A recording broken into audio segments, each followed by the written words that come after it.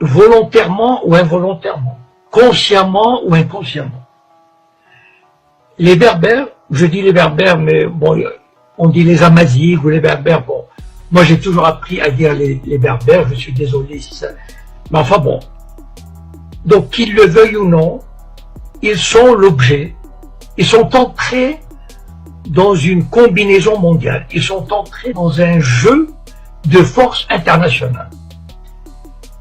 Il y a des forces étrangères, et je vais les citer, c'est le Mossad, en premier lieu le Mossad, avec des services secrets espagnols, français, mais en premier lieu le Mossad, qui a intérêt à semer le trouble, la discorde et la division. Et ça, on ne peut pas échapper à ça. Et je vais vous raconter une anecdote qui m'est arrivée il y a presque une douzaine d'années. À l'époque, je n'étais pas du tout connu. C'est-à-dire, il n'y avait pas Facebook, je faisais pas de conférences, et j'avais l'habitude de me glisser dans les réunions du Bnei Brit, par exemple. Le Bnei Brit, c'est la franc-maçonnerie juive mondiale. Et j'ai assisté à la réunion suivante. Comment je suis allé, je suis arrivé. C'était la loge Ben Gurion à la mairie du 16e arrondissement. Et cette loge avait invité des Berbères d'Algérie, 5 ou 6, qui représentaient des associations de Berbères. Et moi, bon, assis quelque part comme ça, tranquille, j'observais. Et il y avait presque une centaine de personnes. Enfin, c'est une loge très importante. Ce sont tous des juifs sionistes. Et là, ils ont commencé à leur dire « Oui, c'est bien, vous menez un bon combat pour votre identité culturelle, votre culture. » Enfin, ils les caressaient dans le sens du poil. Et petit à petit, ils les ont amenés.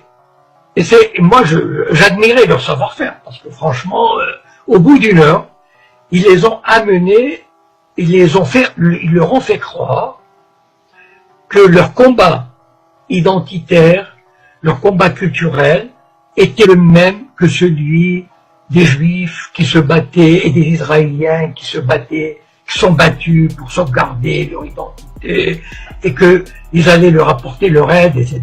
Et c'est là, c'est la première fois où j'ai pris conscience que les organisations judéo-sionistes s'intéressaient aux problèmes berbères.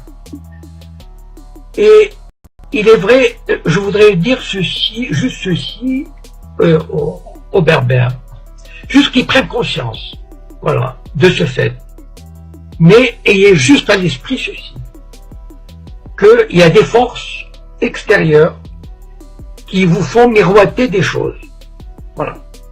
C'est-à-dire, il y a des agents du Mossad qui vont voir des Amazighs, qui vont leur dire mais vos grands-parents étaient juifs, vous pouvez avoir une bourse pour Israël, en fait vous vous appelez pas, je sais pas quoi, mais vous appelez Jacob ou Lévi, enfin je sais pas, voilà. Et ça marche pour certains. Petit à petit, ils sèment le trouble. Et certains Amazighs, certains Berbères pensent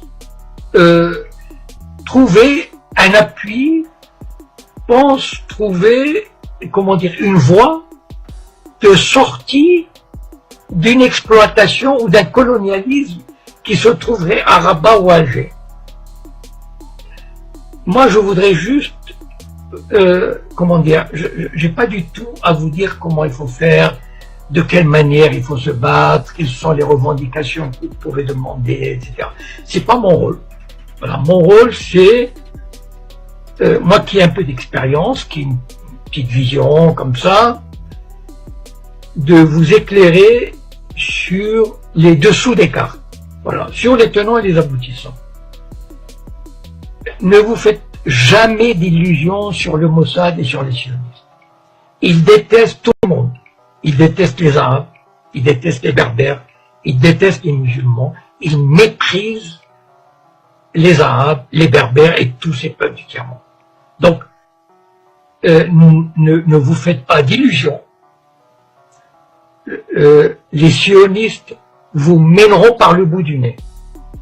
je pense que nous avons vous savez, le but du sionisme, il l'a montré en Irak, en Syrie, en Libye, c'est de détruire ces sociétés, de détruire l'unité nationale, de détruire tout ce qui est un État moderne. Et les Berbères, je vais vous dire, si vous marchez dans cette combine, vous serez emportés. شكرا لكم لمتابعة الفيديو، ولا تنسوا الإعجاب به